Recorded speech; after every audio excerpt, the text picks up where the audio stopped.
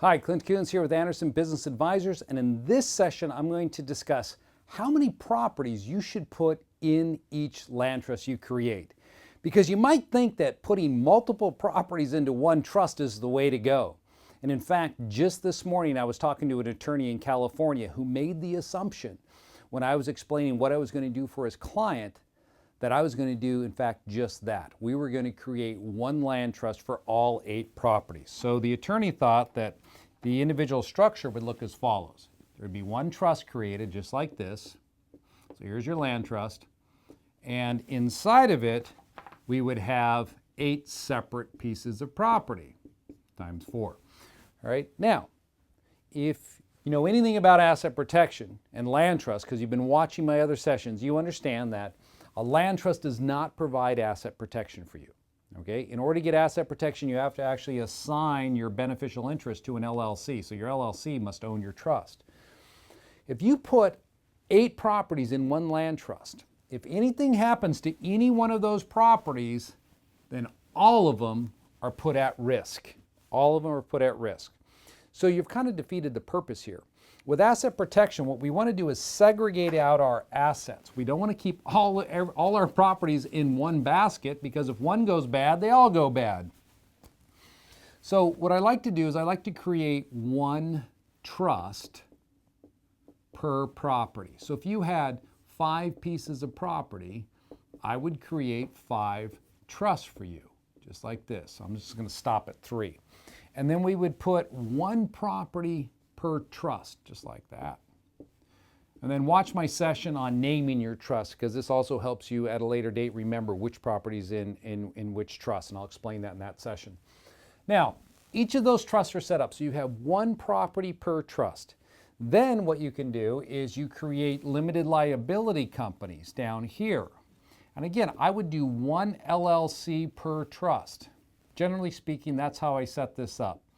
The only deviation to this, which I'll explain that in a second. But generally speaking, we're going to create it like a structure like this. So if anything happens, let's say if this property right here comes under attack, then the only thing you're at risking is this one LLC together with this one property. So we've segregated our assets to the maximum ability with this type of planning. Now, typically, that's how I'm going to recommend someone create or set up their structures and their land trusts and their LLCs. But on occasion, maybe you're investing in a state where the property values are about $35,000, $40,000. And so then you're considering grouping properties together. Well, in that particular situation, you could do this. You could have more than one land trust like this, going into one LLC, just because you feel that the equity that you have at risk here doesn't warrant additional limited liability companies. For instance, the equity on this property is $40K, or the value, not the equity, the value, excuse me. The value on this one's $30K, and the value over here is $55,000. So you can see here at total we have about $125,000, $120,000 at risk. So if we lose one, the maximum that we risk is at 125 grand. Whereas over here, if this was a $400,000 property, we definitely don't want to mix that into this structure here. Because if they attack this, they come and they attack the LLC.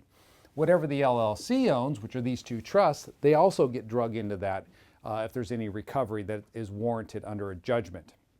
Now, another thing to consider with this type of planning when you're doing this is that by creating one trust per property, you've also given yourself an out.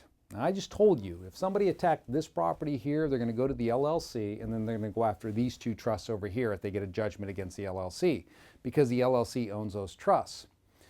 But if you did this, let's say this property comes under attack. They're going to run an asset search on this trust, and it only owns one property. So the only thing the creditor knows is that this trust owns one property. It's not going to see these other 2 because they're not showing up under the trust name. They have their own trust name that they're under. Now, does the creditor know what this LLC holds? Not at all. Because until they get a judgment against the LLC, they're not going to find out what it owns. So what happens here is if they were suing this, you could do this. You could take these land trust interests here, move them over to here, get them out of this LLC, put them over here in LLC number 2. So they're no longer associated with LLC number 1 that's under attack. Now the only reason you're able to move this is because they're in land trust. No one will see the transfer take place. And this is something that when I sit down with attorneys who are not experienced in the use of land trust and question why I would do this, is I tell them, you know, if I held these properties directly in the LLC's name and you sued the LLC, or you sued the land trust and the LLC held 2 properties and it held a beneficial interest in the land trust, there's going to be a record of these properties being transferred over here. So an aggressive creditor attorney would come after you and say, wait a minute, you transferred these properties after the lawsuit started, therefore I'm going to allege that was a fraudulent transfer and we can go after them and bring them back into our LLC. Because of that record, they can discover that. If you use a land trust, they can't discover this transfer. Because when you move the land trust over, there is no recording.